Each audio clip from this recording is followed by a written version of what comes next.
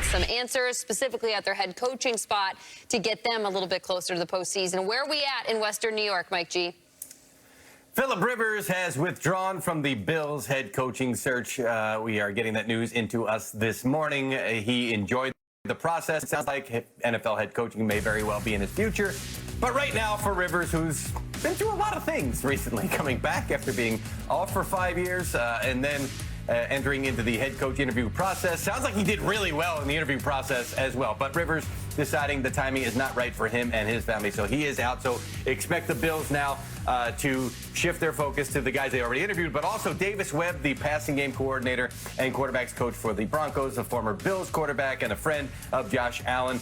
They are expected to put in an interview request for him in the near future. Jonathan Gannon, the former head coach of the Arizona Cardinals, now the defensive coordinator for the Green Bay Packers. My understanding is he had multiple options, but decided yesterday morning to accept the job with the Green Bay Packers. Our Tom Pelissero first to report on that. So the former Eagles defensive coordinator now becomes a DC for another team in green up there in Green Bay for Matt LaFleur. Denard Wilson, speaking of defensive coordinators, we reported this yesterday. The Giants' new defensive coordinator with the Titans the last couple of years was on John Harbaugh's staff as a defensive backs coach in 2023. He will now be the coordinator for Harbaugh's Giants. And Mike McCarthy, the new head coach of the Pittsburgh Steelers, as Pelissero reported over the weekend. I know we said they're going to skew younger and defensive, and what do? They go for the veteran offensive coach here in McCarthy, now the 15th head coach in the Super Bowl era to get a head coaching job with a third different team. Mike McCarthy, successful over his career. I know what we said about how it ended in Dallas, but he won a lot of games in Dallas. And the expectation, you would think, is that he's going to win a lot of games in Pittsburgh. Will he do it with Aaron Rodgers? That was not the driving force behind this, but certainly at least opens the door to the possibility of Rodgers returning in Pittsburgh. We'll keep you posted on that, and I really hope it doesn't take 6 months for Rodgers to decide, Jamie. Oh, man. Ain't that the truth, Mike Garafolo? We all hope that. Let's get that answer sooner than later so we understand what Mike McCarthy is working with down the stretch here. Willie, as a former Steeler at the table, we have to get your thoughts first, as this being the man who will lead the charge for the Steelers into the next however many years he gets to coach this team, probably a lot.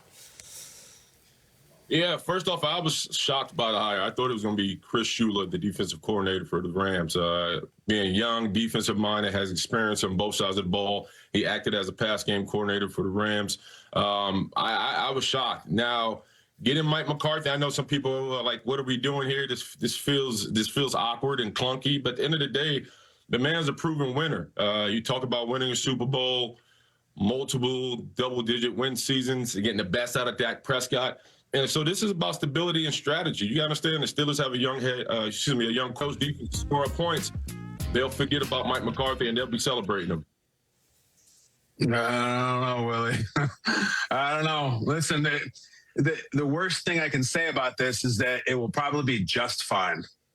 And that's where we're at. It'll probably be just fine because Mike McCarthy will have a solid program and he knows what he's doing and he knows how to work with the media and the front office. And I think the Steelers just had that, didn't they? They didn't just have another guy whose also name was Mike who just got it. You're telling me that the fix-all for this is a 62-year-old retread whose biggest, most glamorous calling card at the later stages of his last couple stops was underwhelming performances in the playoffs with really good quarterbacks that now he does. And it'll fill your stomach and it'll be just fine and it tastes okay. But we are in an era of Liam Cohen's and Ben Johnson's and you name it, aspiring, ascending coaches who the sky's the limit. I think we know what the limit is here. We've known what the limit is for years. It's a solid coach who will give you a solid program. They already have that. They have solid. They have just fine. They have meatloaf. So why did you reheat some more? Disrespectful, I don't care. Am I going to sit and say, oh, it's great, I love it, I love the hire? Are people out there saying that? No. Is anybody who's not being paid to say that saying that? No. No one loves this. It's fine. And they've been fine. And all indications that they will remain fine.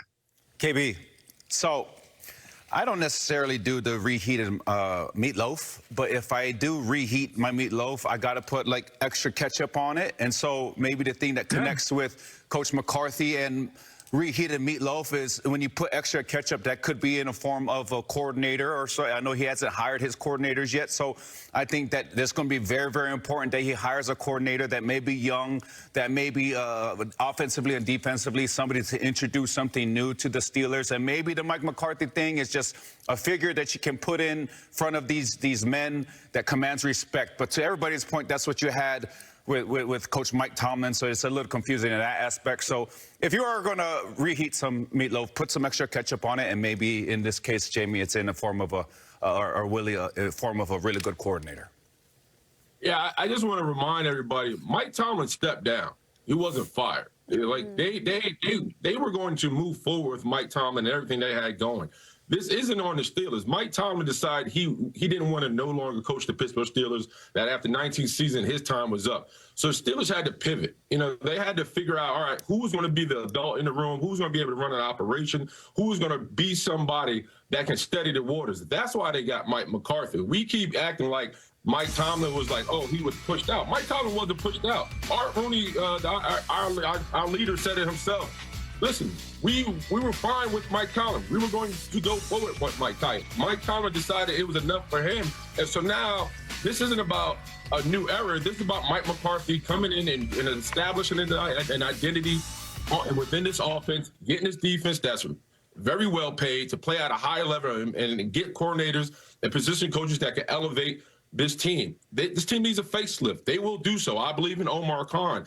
But this notion that the fan base is upset, sure, they may be upset, but you know what's the ultimate deodorant? Winning. And that's what Steelers love to do. They love to win. They love to win the division. It's sure, you have to win a playoff game and do more than just kind of be one and done. And hopefully they get that done with Mike McCarthy. But Jamie, I feel positive about the move. It's about production at this point. It's a good reminder because now Mike Tomlin has a lot more time to go to some nice restaurants where they might say, Coach, would you like to try the house special? What is it tonight? It's the meatloaf. And he's like, no, I'll pass. I think I'll have something else. All right. What's the fish for the night? We've got some trivia coming up on GMFB. We saw a great NFC championship game take place. But has this type of game with two great quarterback performances happened before? If I'm asking that question, then it must be. And then now all of a sudden,